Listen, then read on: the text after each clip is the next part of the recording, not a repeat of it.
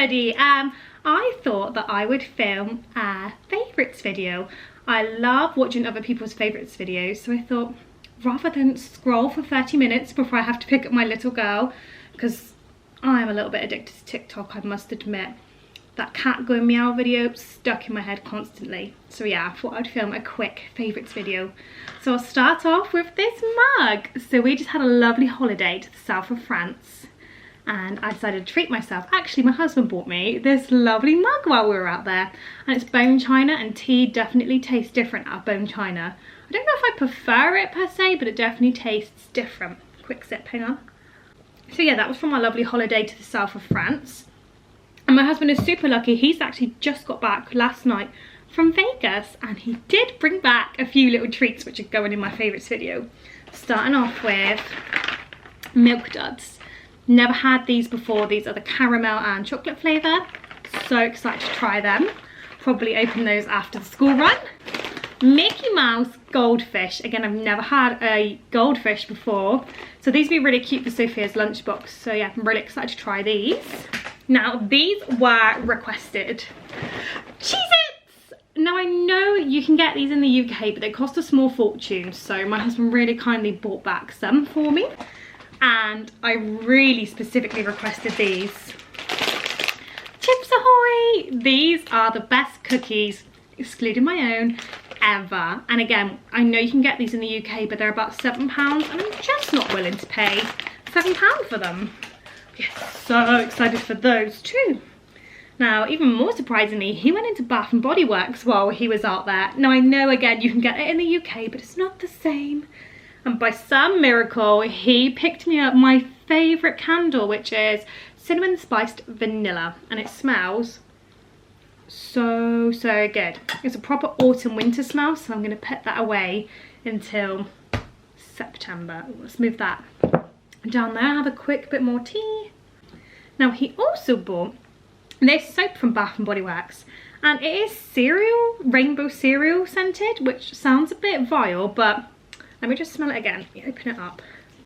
Yeah, it's really nice. Like, I can't describe it. It definitely smells like rainbow cereal, but perfumed. Really nice. So yes, that'll be going in the downstairs loo.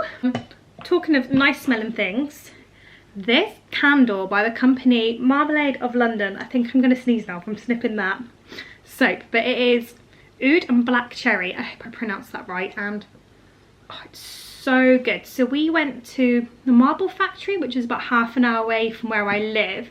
It's so cute. They had a lovely restaurant and a really good shop, which is where I picked up this candle. It's £13. I think it's a really good price for a tin this size, and the smell is so strong, but in a good way, where I've just had the lid off and left it in our bedroom, and the whole bedroom smells of it. So yeah, so pleased with that. And I've never seen this brand before, so it's nice to have a new discovery. I just have a few foodie bits.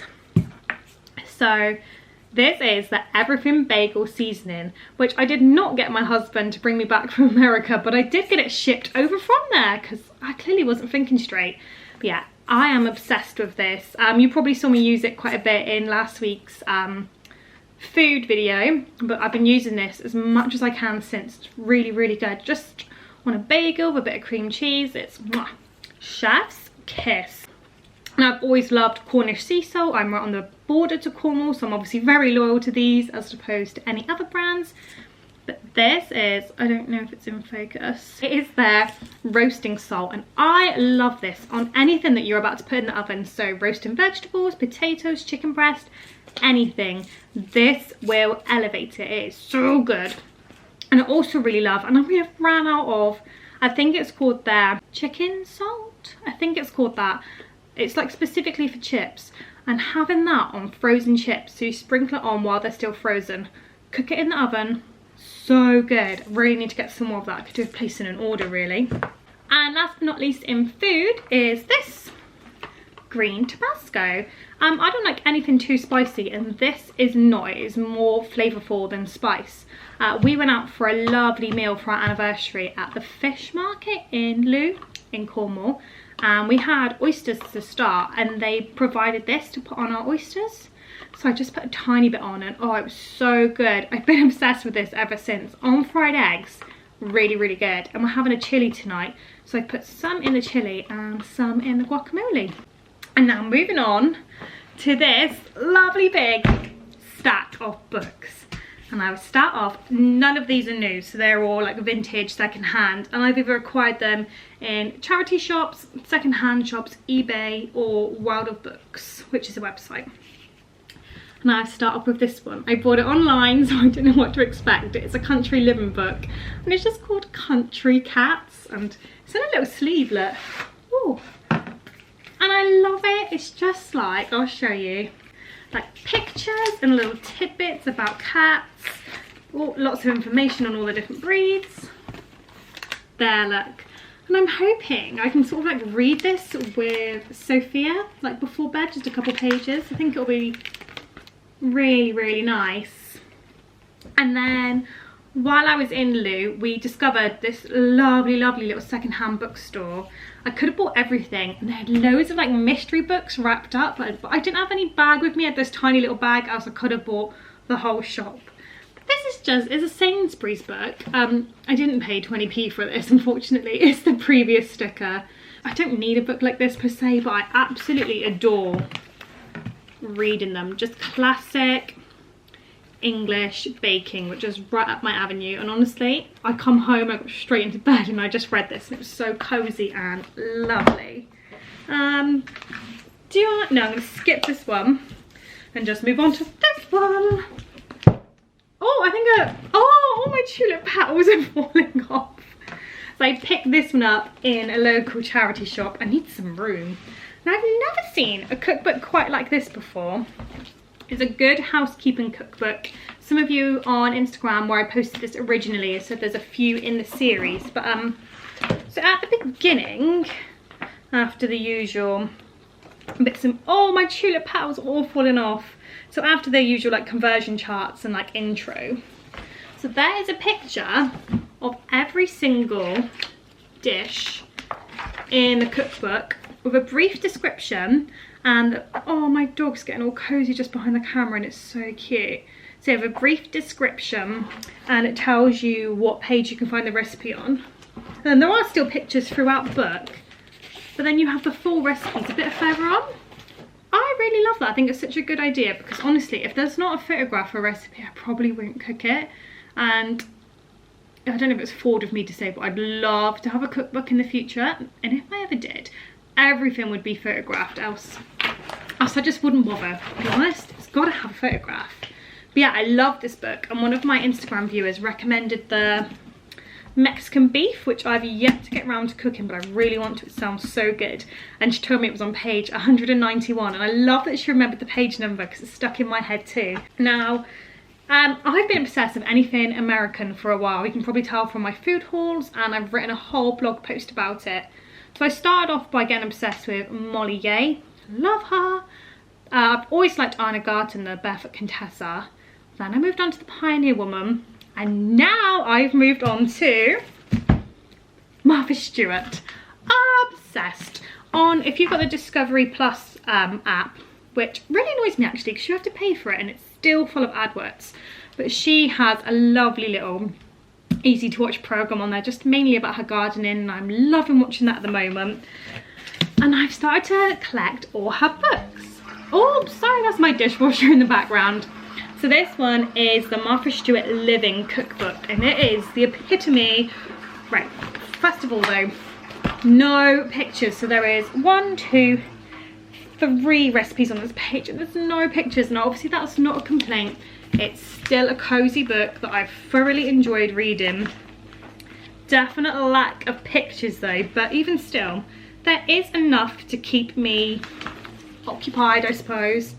And there's loads of little add-ins and tips. And to be honest, I don't have a book like this, so there are lots of unusual recipes. Like this page here has just got loads of different ways of doing potato salad. I bloody love a potato salad.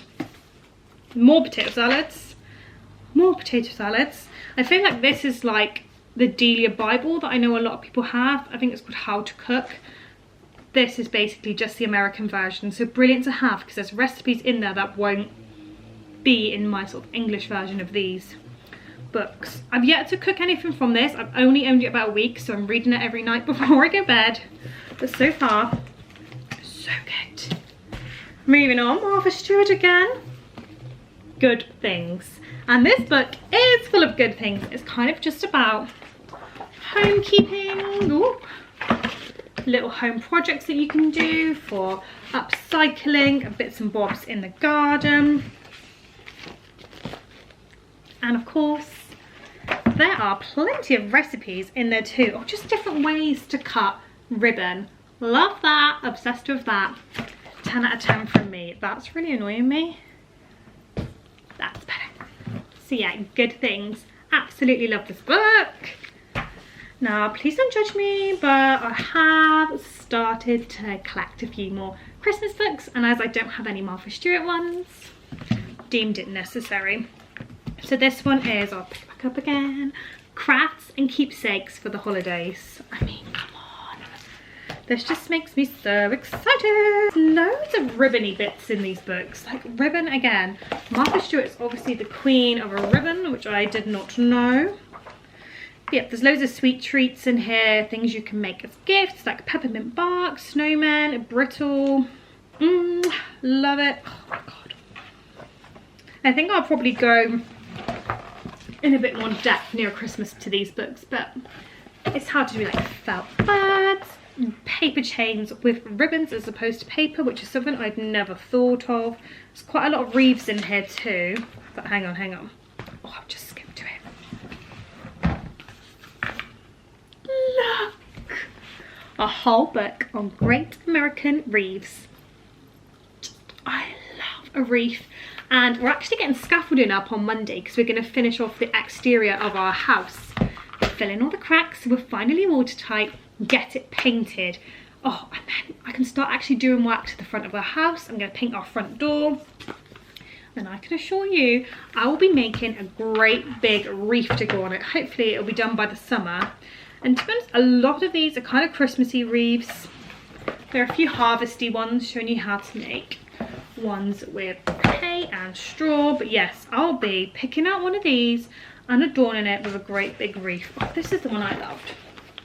She's made a wreath just out of grass. Now I don't know how long that would last, but I imagine with the right watering, it would last quite a long time. And that might be something that I try, because I'm actually reseeding our back garden at the moment and I'm pulling out clumps of turf that aren't quite optimum left, right and centre. So I could probably do this now and fancy up my front door a little bit, because let's face it, when the scaffolding comes up, it's not going to look pretty. We're actually painting it ourselves because the quotes from other people to get them done were eye-watering. Alright, got another Christmas book. Oh, I'm actually missing a book. It was a Christmas one, so I'll save it for a different day. But one more Martha Stewart book, which is Parties and Projects for the Holidays. Ooh. This honestly, oh, just the cover, everything. I'll show you up close. I hope it's in focus. Can you see? Fills me with absolute joy. This is mainly if you would sort of throw a dinner party. It's giving you ideas, timings, favours, all that kind of thing. Again, probably not enough pictures for my likings in these books, but it's all about ribbons again. This woman loves a ribbon. This is something that I did love. Sorry, my camera just ran out of memory and I don't have another memory card, so I just had to quickly delete some other stuff. Oh, now my phone's going off. Right, I'll just quickly show you this before I run out of memory again. So a wreath here, again, a wreath running theme. There's a tulip right in my eye. But this is something that I'm definitely going to make. I never remember how to pronounce these. Is it a poinsettia? Poinsettia? I don't know. But yeah, look how lovely this is. So they're all made out of ribbons and then fashioned into a wreath. Probably something that I would definitely try this year. And you know what? I'm so cautious now of my memory running out. I think I'm going to leave it here. Hi, I'm just quickly inserting this clip here because I totally forgot to show you the best thing in my favourites video. Let's see if I can open it with one hand. So I was just taking the photo of it all when I realised I didn't show you this. My husband picked it up from the Ralph Lauren shop in America. And it's Christmassy. I think the boy definitely did good. Okay, I'll cut back to my video now. But thank you so much for watching. I hope you all enjoyed it. Honestly, this was so spontaneous and off the cuff, but I'm kind of glad I filmed it because, like I say, I love watching these, so I hope you've enjoyed watching mine too. And if you haven't yet, please do like and subscribe because it makes all the difference to me. Thank you again. Goodbye.